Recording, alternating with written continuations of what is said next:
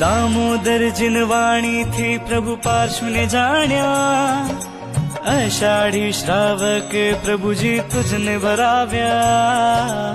કાળ સ્વભાવ ભવિતવિતા નિર્માણ કરીને, બીજા ગણધર આર્ય ઘોષ તેને બનાવ્યા.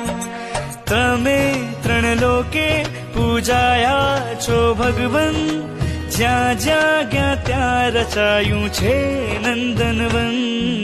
તુજને નિરખીને નયનો હેતથી ઉભરાય, ભવો ભવના જાણે સઘળા કર્મો ખરી જાય. શંખેશ્વર દાદા મારા સાક્ષાત ભગવાન, કલિકાળમાં કલ્પતરું છે કરુણા નિધાન. જય જય શ્રી શંખેશ્વરા.